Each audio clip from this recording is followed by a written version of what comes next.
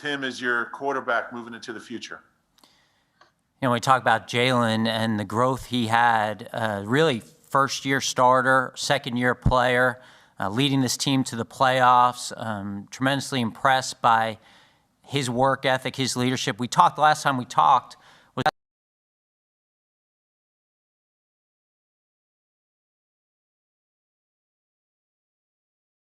Is that a yes? Yes. We'll go to Jimmy and then Dave Zangaro.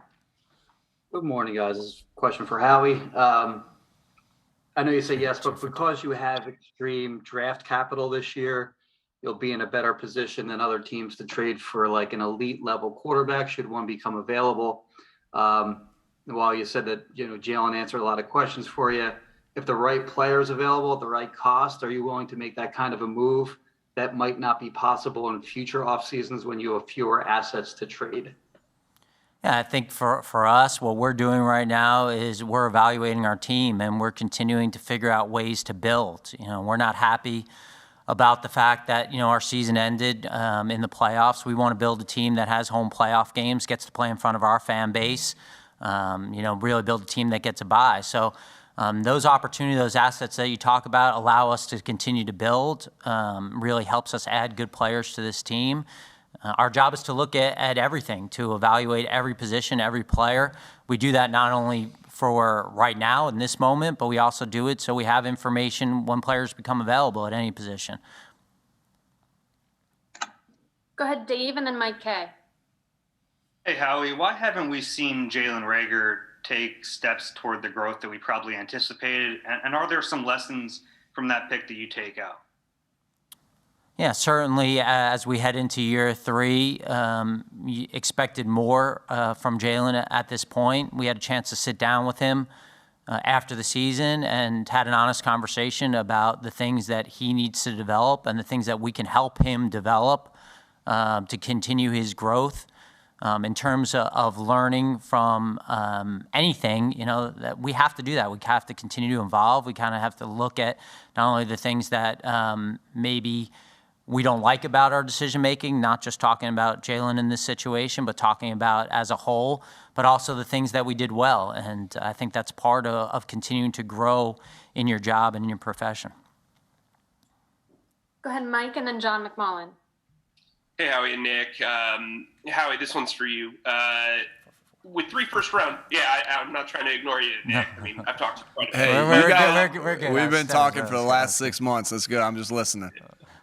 All right, so Howie, you've got 3 first-round picks. You haven't drafted an off-ball linebacker in 40 years. I mean, you're part of that. You haven't drafted a cornerback in 20 years in the first round, safety ever. With 3 first-round picks, how can that change your strategy towards positional value coming into this draft? Well, I think we have a philosophy on how to build this team, you know, a philosophy that we think has been successful. Obviously, you know, you'd like more championships every time you're out there, but, you know, we're going to stay committed to the way we think is to build the team. In terms of having those 3 first-round picks, I think it's important that we bring in good players that fit the system that our coaches run, that also fit the fabric of this team. We have a lot of good players who are also good people. It's important for us to have those guys on the team. And we don't go into a draft saying we're not going to do something. I think for us, it's all about the skill set of that particular player, the football character of that player. And as we get more heavy into this draft and sitting down and having a lot of conversation with our coaching staff, we'll discuss all that stuff. Go ahead, John and Tim McManus. Hi, Howie, Nick. Good morning. To kind of piggyback off that, and you've had different coaching staffs. Obviously, this is the first year with Nick. It's sort of, how does that change your philosophy? Because I assume everybody's a little bit different. They value certain things for their scheme a little bit more. And Nick, you can probably talk to this as well. How does that change your philosophy beyond building on both sides of the ball, which has been so successful for you? Yeah, I think I was very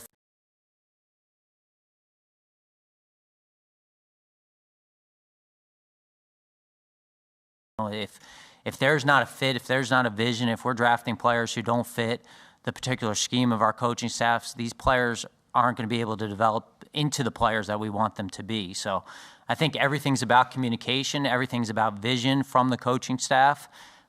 Coach and his staff do a tremendous job before we acquire any player of saying, and here's how we see him fit. I could even see Coach, turn around a notebook paper and saying, and here's how we see him fit.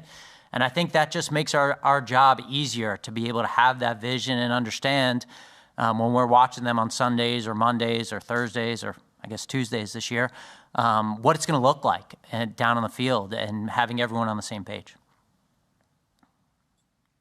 Go ahead, Tim, and then Jeff McLean. Hey, Howie, just for clarity's sake regarding the quarterback, are you going into this offseason with the mindset that Jalen Hurts is your quarterback in 2022? Yes. I think for us, we got to do whatever we can to continue to help him develop. And how do we do that? By surrounding him with really good players. Players continue to grow. That's a huge part of developing. They grow. How they are in their second year is not how they're going to be in year 4, 5, 6, and 7. And they're also products of the people around them. So that's on us to continue to build this team. Go ahead, Jeff, and then Elliot. This question's for Nick. Nick, will you retain Jonathan Gannon, and assuming he isn't hired as a head coach, Shane Steichen and Michael Clay as your coordinators, and will the rest of the staff remain as is? And then just to be clear, have you met with Jeffrey Lurie yet for the season-ending interview? Yeah, really like this staff and everything that we have in this staff right here. I think it's a great group of guys that work well together. I think that's really important, that guys work well together within the building. And that starts by, having a good group of guys, a good group of people, and that are talented at what they do. So, as of right now, again, I'm evaluating everything like I would at the end of the year, right? I'm evaluating every player. I'm meeting with every player. I'm evaluating every coach. I'm meeting with every coach. I'm really happy with the people that we have in this building. I'm really happy with the staff that we have, and look forward to continuing to work with them. I have not had my end of year meeting with Mr. Lurie. Look forward to doing that as well, to be able to talk through all the things that of this season, after a long season, being able to talk through all those things. So. Yeah, look forward to all those meetings that we're having. I started some of our coaches' meetings today, probably through about five of my end of year meeting with the coaches, with the guys upstairs, and look forward to talking to all of them here within today and tomorrow. Go ahead, Elliot, and then Zach Berman. This question's for Howie and Nick. Howie, your team became much more of a run-first offense over the last month, and you had success doing it. But I was curious if you want to try to get back to more of a pass-first offense. When you look around the league, that's how a lot more teams are kind of winning at a high level. And I think our goal is to win as many games as possible. And however that comes about is something that makes us happy. I don't think I've ever walked into the locker room unhappy with a win. And so I think Coach and his staff do a great job of fitting to the personnel. It's kind of ironic because a year ago today was our first meeting with Coach. And one of the things that he said that really won us over was that, his scheme was going to be dependent on the players and the personnel, and he was going to utilize our personnel in the way that they would be able to maximize their talents and for us to win games. Go ahead, Zach, and then Martin Frank. Hey, it's nice to see you, Nick, but this one's also for Howie. Howie, you've approached off seasons differently when the team was in a building stage compared to maintaining a contending team. Mm-hmm. How do you view the off season and the stage that the team is in now? Is it still the transition period that you discussed last year, or is this a go for it period where you're comfortable making short-term decisions? Yeah, it's ironic that you asked this question, Zach, because I have spent a lot of time thinking about some of our off seasons and those transitions, and some of the years where I thought maybe we needed a specific role or player to push us over, when we had made the playoffs and maybe lost in the playoffs, and some of the maybe mistakes for overvaluing that particular skill set, as opposed to really keeping building the team and getting players that fit the scheme, fit the culture that we're trying to build here, and just really good players. And, I think until you're really talking about a team that is hosting home playoff games and getting the 1 and 2 seeds, you're in building mode, you know, and I think that that's where we are right now. Again, going back to just, for me, today is a symbolic day. You know, I don't know that Bob set the press conference today because I felt that way, but in terms of sitting down with Coach for the first time and then where we are a year later, and we knew we had things that we had to do to build at that time when we sat down, and I think it gives us the opportunity with some of the assets that we've acquired over the last year to continue to build and also look at our team and think that there are good players here, you know, good players that help us get to the playoffs. Go ahead, Martin, and then Rob Motti. Hey, good morning, guys. This question, I guess, is kind of for Nick. It's kind of expanding on what Zach asked, but more specifically with regards to wide receivers. You know, you guys obviously came into the season with a really young group at wide receiver with, you know, Devontae, Quez, and Jalen Reagor. And I was wondering just, you know, your evaluation of them, their growth, and like if you guys feel like you need, you know, to go after like a free agent or someone who can kind of take you over the top at that position in particular. Yeah, I feel really good about the wide receiver group as a whole. I think you have a number one guy in Devontae Smith. You know, I think he's a number one receiver. You know, and he's continuing to get better. Why do I think he's a number one receiver? Because he can consistently win one-on-one. He can get the ball into his hands and make plays with the ball in his hands. You know, maybe on some short pass. He catches everything, right? His competitive nature. So I think that there's not a lot of true number one receivers in the NFL, and I think we have one that is going to continue to get better. And then I look at Quez Watkins as, you know, he's our number 2 wide receiver, and he's got big time speed. He has a knack to make plays. Of course, you always want to get, you know, the style of offense that we played this year, you know, didn't allow for Quez to get as many touches as he probably deserves. But, you know, we did everything we could do to win each and individual game. And so Quez has big play ability in him. And I think out of the number 2 wideouts I've been around in the NFL, he can be one of the best number 2s that I've been around in the NFL because of his skill set and because of his ability to make plays. I think a lot of us talk about Jalen Hurts and his ability to just be very steady. Quez Watkins is very, and that's a trait that we all value in Jalen Hurts. Quez Watkins is the same way. Like, he's not going to get too up. He's not going to get too down, you know, throughout the course of a game, throughout the course of a year. I'm really pleased with him and gosh, like, to have 2 guys like that you really trust and you really are scheming to open to try to make plays, you know, that's a big positive. You know, and then, you know, Jalen Reagor, we want more production from Jalen Reagor, and he has all the talent to do so.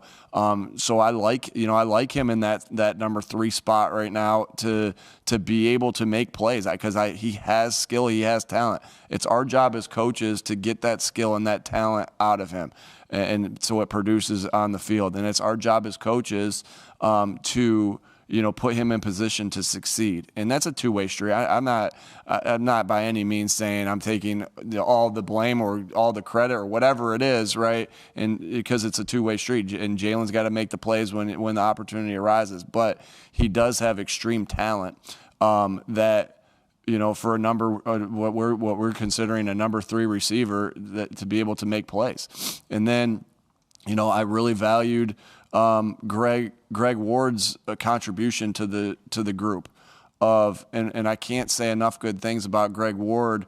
Like, he's one of the main leaders on this team. He's one of the main leaders in that wideout room. And it's through example of how he kind of goes about his business. You know, for a guy to have whatever 50 or 60 catches that he had last year and then take a little bit step back of the role that he had this year, but still be able to lead, that speaks volumes to what kind of person Greg Ward is. And each room needs a leader in that aspect. And then you always need, again, like we're kind of having this conversation, ask me about wideouts, and we're kind of painting the picture the same way Howie and I would talk about it, like what do you need for the room? And you have that blocking element of JJ. JJ did a really good job in his role this year of our enforcer, of our guy that would go out and get blocks when we needed him to pave the way for the number one rush offense in the NFL. And I don't want to say pave the way. We know our offensive line and our tight ends and our backs paved the way.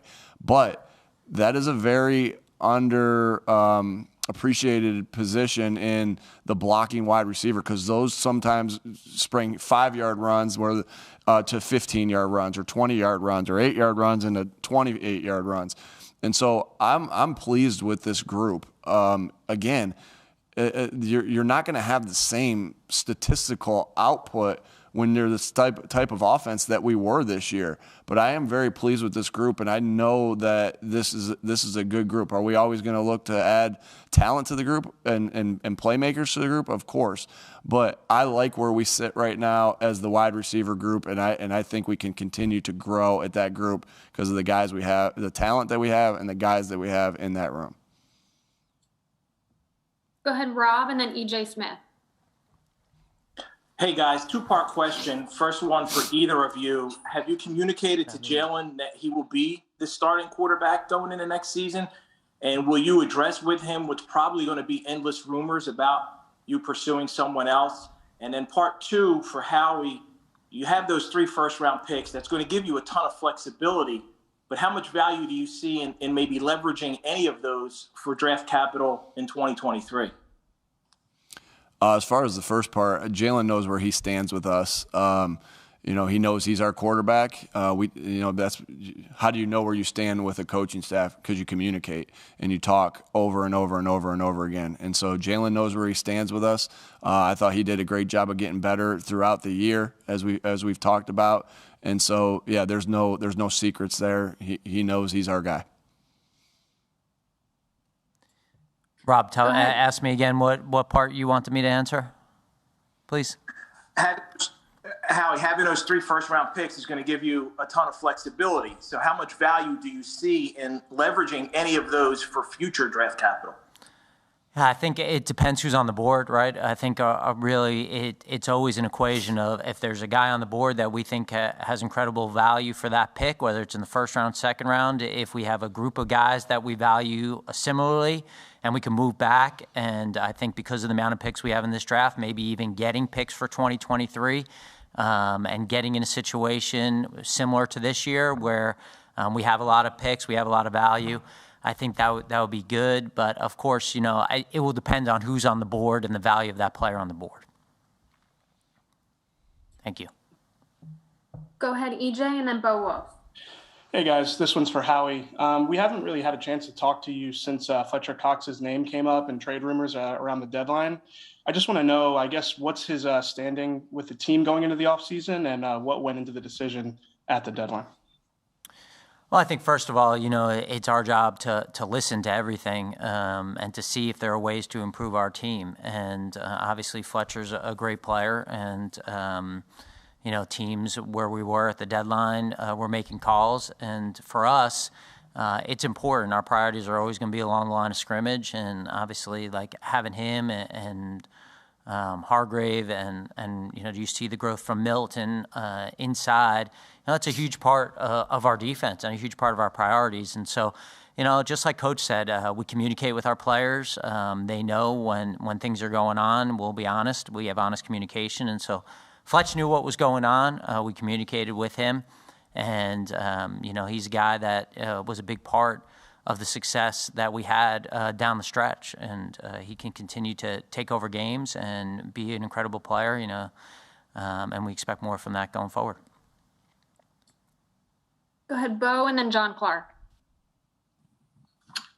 This question's for Howie. Howie, I guess, could you just share with us your sort of evaluation of the arc of the season, the balancing the second half improvement against the strength of schedule, and did anything surprise you? Just really proud of our coaches and our players and really the whole building sticking together. Obviously, during a season, you're going to have adversity. I don't think anyone flinched during that time of adversity. We knew this season was going to be some highs and some lows. I think we felt that during training camp, that we were kind of trying to figure out our identity, our personnel, and Coach did an amazing job with that. So really proud of him and his staff. And the communication that they had throughout that process. And at the same time, like I said, Bo, like we have to continue to build. We know that we have to get to a certain level to be a team that has a bye, that has home playoff games, and eventually competes to win a world championship. And so I think that certainly not satisfied with where we are. We know there's a lot of work to do. And we started that. We started that during the season by re-signing our own free agents, which is a huge part of free agency, is to keep your own players, the guys that you know their work ethic, you know their fit. And we did that to kind of get a head start and a kick start into the season. But there's a lot of work to be done and excited about the opportunity ahead. John and then Ed Kratz. Hey, this is a question for Nick. Some quarterbacks who played in their first playoff game this past weekend really struggled like Kyler Murray and Mac Jones and Jalen. When you're evaluating Jalen Hurts this year and thinking about where he can get to, how much do you weigh that playoff appearance and what happened versus what happened the second half of the season against non-playoff teams? Yeah, you take everything into account, and nothing in the NFL is a given. I think we see that all over the NFL. Like nothing's a given. You got to come out and ready to play each and every week, no matter who you're playing, no matter what their record is, because anybody can be anybody at any time in this league. And so you take into account the whole body of work, right? And you don't just count Jalen's game against the Giants, as we all know that he didn't. We've already discussed what we felt like and what he felt like of how we played in that game. You take into account the entire body of work, and so I'm pleased with the way he developed as a passer, as a quarterback. I think again we've seen so many things that he got better at. And that goes into Jalen. First and foremost, Jalen and the football character that he has, the desire and the want to of how badly this guy wants to be a elite player in this league. And then you take into account Shane Steichen, who's a great offensive coordinator, and Brian Johnson, a phenomenal quarterback coach, and our offensive staff doing everything they need to do to get Jalen ready to play. So a lot of factors go into why Jalen got better as a passer, starting with Jalen first. But you saw him develop again when he wasn't able to have that ability to run as effective with the ankle. The three of his last 4 games he played over 100 quarterback rating there. You saw him develop in the sense of, early in the year when he had to extend a play, it was a run. Later in the year, and I felt like we just had to continue to get better in our scramble drills. He became a passer as he extended plays. That really helped us down the stretch there. So just really pleased with how he's developed as our quarterback. And again, you just don't take into account a game in the playoffs. You look at it, it counts, obviously, right? It was just, even more so, but you look at the whole body of work, and as the whole body of work, we're very pleased of where he is and where he's going to be. Go ahead, Ed, and then Chris Franklin. Yeah, hey, good morning, guys. Good morning. Howie, I just want to ask you, there's a report out there about Brandon Brooks retiring. I just wonder if you could update us on his situation. And then as far as Brandon Graham, as we sit here on January 19th, how do you see him, any role for him going forward on the team? Yeah, starting with Brandon, we had a lot of communication with Brandon, and it was really important for us to make sure that Brandon Brooks ended the season healthy, and to make sure that he had an off season where he was healthy and he wasn't rehabbing, and that's the extent of our communication. I met with him at the end of the season, and obviously you're talking about like one of the greatest players, one of the greatest guards in the history of the franchise, and have tremendous respect for him as a player and as a person. But really, those are the conversations we've had with Brandon up to this point. In terms of BG, I'm sorry, Ed, one more time, what was the question on BG? Yeah, what do you see a role for him on this team next year? I know it's early in the evaluation process, but how do you view him as returning player off of an Achilles injury? Yeah, we miss BG. We miss BG, the player, and there's nobody who can replace BG, the person and the leader that he is as well. And we know he's attacking this rehab. We see him every day around here, and he's got a chip on his shoulder. And we do see a role for him going forward, and we're excited to get him back next year. He's a huge part of our football team. Chris, and then Les Bowen. Hey, this question is for Howie. Howie, what did you learn about Nick during the second half turnaround? Yeah, I think Nick is the same guy every day, and no matter what happened, he loves to coach this football team. He's got an incredible passion for his job. He's an incredible leader, his messaging to the teams, some of those things that you think when you're interviewing someone, but you don't really get until you're part of it, were incredible. He's got great communication skills, and I know, he would say this, that he's still developing. He's going to get better and better as he sees more things and more experience. I feel really fortunate to have the opportunity to work with him, and excited about doing whatever I can to help him have success. Go ahead, Les, and then Jeff Mosher. Thanks. Hey, fellas. Okay. I have a question. I'd really like an answer from each of you, if you don't mind. The 2022 Eagles, how do you see them? How do you want them to be different from the 2021 Eagles? And don't say, win a few more games or something like that. But, what's as specifically as you can, how do you want this to be different next year? Let me start. Yeah, I think you never want to put yourself in a hole, right, and where you're 2-5 to start things off. You want to start off. Better than when we started off. But you see around the league all the time where teams, maybe start off quick and then fade off. So I think what's important and where I'm happy with this team is that this team did get a little bit better each week, where we were playing our better football later in the year. So,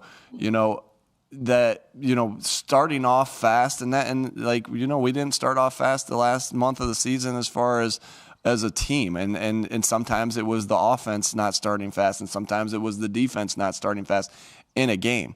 And so, that's the main thing that, you want that to be consistent throughout the year, the starting fast, staying fast, so you can accomplish what Howie was just talking about, getting a home playoff game and having our great fans at our game. I know we had great support at Tampa, but it's so much nicer to play here. And so the getting off to a good start, not just being 1-0, but getting off to that good start in that first quarter of the season, I think is really important. But staying there and staying the course, which I know we did throughout this year of, hey, it started slow, but the course was this still throughout the entire year. I think that's what the best teams in this league do. They do this throughout the entire year. So starting fast, but also staying in that upward trajectory of that, I think, obviously then we can do what our goals are, is to win the division, right, and to get into to get a home playoff game to make some noise there. And Howie, do you have a thought there? He just killed it. He hit a lot of the topics that I was going to talk about, Les. But certainly from our perspective as front office, just giving them as many good players and good people as we possibly can, and continue to look down on the field before games and feel really confident about the talent and ability that we have on this team that we present for our coaches and our fans. And, we take that part, really to heart. So. Thank you. Thank you. All right, we have time for two more, so we'll go to Jeff and then Chris Murray. Hey, Howie, question for you. I know last year at this time, in this kind of press conference, you were asked a lot about Carson Wentz's future, and I believe you had said that you couldn't see, kind of like your fingers not being without him. Then obviously things changed with the outcome there. So I wonder if there are any scenarios that could arise this time around where you've already given a commitment to Jalen Hurts as your starter, but Could that, for football reasons, could that change? Yeah, thanks for reminding me. Second person today who's reminded me about my fingers on my hands comment, must come from having a lot of kids. I think that when you look at any position, opportunities come about in this league. And I'm certainly not talking about the quarterback position, where you have to make decisions about what's best for the franchise. And I think last year with Carson, we had to figure out going forward what really made the most sense, when we got the offer that we did. And so certainly that changed there. I understand that. But us right now, we're in this mode of trying to build this team and get as many talented players that we possibly can to compete for championships going forward. And we have a great opportunity to do that this offseason to keep building. Go ahead, Chris. Okay, this question is for Nick Sirianni. There were times this season when your quarterback, Jalen Hurts, struggled with accuracy and getting the ball downfield. Is there something that he has to specifically work on? Do you have an off-season program to specifically help him get better at being a more accurate quarterback and getting the ball out on time to receivers and finding open receivers and not missing them? Yeah, the offseason. So I haven't had my personal meeting with Jalen yet, and so this is all things that him and I will discuss. And at the end of each meeting with the players, I'm going to ask them, what their offseason plan is, and what our offseason. And one of the things we'll discuss is what our offseason plan is for them. When you talk about accuracy, right? Accuracy starts with knowing where to go with the football, and then I'm always about the feet, and then the finish. And so Jalen did, really when you talk about that, is just getting your feet set, being able to set your target line where you want it to be set. And so that's a constant thing that you're doing. That's like shooting free throws, right? You have to put yourself in that position over and over and get your target line set there, your foot, your toe on the dot, all the things that you do go through there. It's the same thing with quarterback play. And so anytime you talk about accuracy, right, it's getting your feet set. And how do you get your feet set in the position where you want to throw it? It's through constant reps. So it's the drills that we did throughout the entire year of getting his feet set to make the throws that he needed to make, and he needs to make in the year. And I definitely think he got better at that. But that is accuracy is something you're always, as a quarterback, want to have that trajectory of going forward. So we'll be continuing to do those drills that we did. As far as the decision making, right? The decision making is, you see quarterbacks in the NFL get better at decision making as they get older, and that's why there's not a lot of fall off with a quarterback like Drew Brees or Tom Brady, or in my case last year with Phillip Rivers, where these guys they just know where to go with the football because they've seen everything. So how do you do that as a quarterback? And well, first of all, it is reps. It's the reps you get in training camps, it's the reps you get in the game. But right, we do things to accelerate that, right? And so it's the film, it's the way we break down film for them and go over it with them and put them in that position again and again and again. Okay, here's this curl flat concept versus cover 3. All right, and here's the ball being delivered to the curl. Oh, and just show them that over and over and over again, and show them him doing it, show them other quarterbacks around the league doing it, et cetera, et cetera, et cetera, right? Okay, here's this deep cross shallow concept against cover 4. Put him in that position as much as you can now, right? So it becomes even second nature when he's doing that in training camp. Now, there's no replacement for the physical reps that you're going to get, but you try to do that as much as you can with film and as much as you can with the review of the season and other quarterbacks around the league. And so that's where it will start, of our personal film of going through all those things and all the reads and going through there to get him to play at even a faster level. Again, we saw him play at a faster level as the season went on, but to get him to play at even a faster level, and then, like I said, with the drill work on that. So it starts in the film room, and so we'll have a very detailed plan for that. We've been doing this with the quarterbacks for a long time. I'm fortunate enough to have been around really good quarterbacks that have also taught me. I learned a lot from Frank and how he went about his process of how he developed quarterbacks and gotten that, and then being around Phillip Rivers, who played for 17 years in the NFL, these are things that I've taken from them of what they did in the offseason to make sure that they were playing at a higher level in the two areas that you talked about the following year.